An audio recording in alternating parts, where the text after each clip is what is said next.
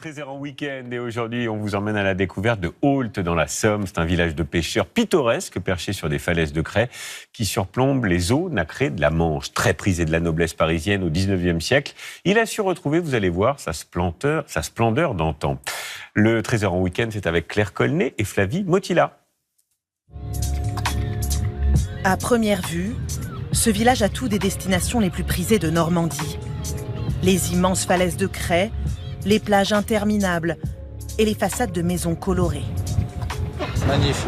Ouais, c'est superbe, magnifique. Très nature. C'est très agréable, ça me rappelle nos côtes en Normandie, du côté d'Étretat et compagnie. Mais nous sommes bien dans les Hauts-de-France.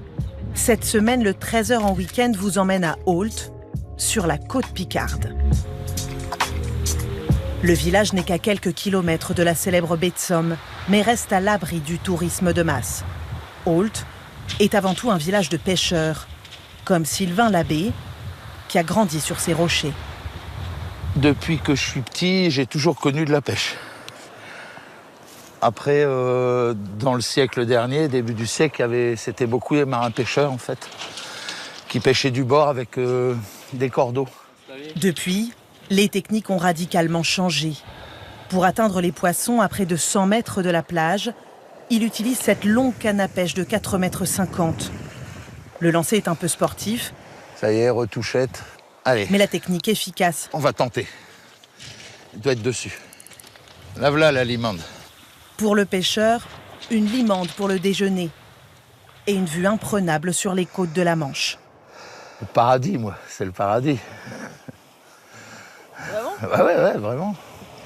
Je veux dire, il n'y a pas mieux. J'ai déjà été pêcher partout en France. C'est ici que je préfère. De la plage d'Ault, au sommet des falaises, le sentiment d'être seul au monde. À 80 mètres au-dessus de la mer, sur le sentier littoral ce jour-là, il n'y a pas foule. Seul Olivier Hernandez, spécialiste du secteur, s'est lancé dans cette randonnée vertigineuse. C'est une rupture totale entre la terre et la mer. Ça ne peut pas être plus vertical, plus tranché en fait. Et moi, ce que ça m'inspire, c'est la beauté et la puissance de la nature.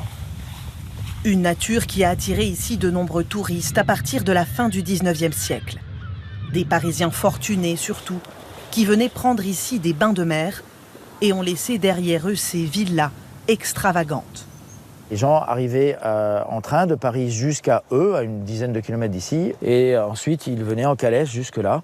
Et ça a été assez prospère à une période, puisqu'il y avait ici un casino, des restaurants, etc. Et c'était donc fréquenté par la noblesse de l'époque. Mais la station balnéaire huppé tombe peu à peu en désuétude, au profit d'autres destinations plus chics ou plus ensoleillées. Ault perd de sa superbe, jusqu'à l'arrivée de nouveaux habitants au moment du Covid il y a 5 ans. Ce restaurant de 1866 vient d'être repris par cet ancien tailleur de pierre, qui a quitté Paris pour venir secouer la belle endormie. La première impression, il y a 5 ans, quand je suis arrivé, c'était vraiment de rentrer dans une ville un peu morte, un peu abandonnée, c'était un peu ça. Mais en même temps, on sentait qu'il y avait, sous cette couche-là, il y avait quelque chose de charmant et qui allait bientôt se révéler. 1 an après l'ouverture, le pari manifestement est gagné, la salle affiche complet. Le décor a gardé son charme ancien et la cuisine s'est recentrée sur les produits locaux, comme ce maquereau, enrobé d'une panure à l'estragon et à la menthe. T'as la menthe fraîche aussi ici ? Et servi avec une sauce tartare. Alors le maquereau croustillant.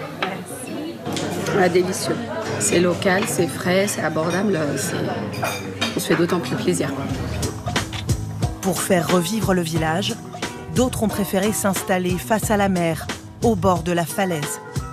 Ce commerçant d'origine normande et sa fille ont racheté cette maison à l'abandon pour en faire des chambres d'hôtes, sans téléviseur et avec des lits surélevés pour profiter du spectacle de la Manche. Les couleurs changent en permanence aux différentes heures du jour, de la marée, de la craie des falaises. Les grands impressionnistes sont plutôt venus dans cette région plutôt que dans d'autres. Donc à mon avis, c'est qu'ils avaient déjà remarqué quelque chose. Une vue de tableau et tout un village qui reprend des couleurs pour un grand bol d'iode, encore loin des foules.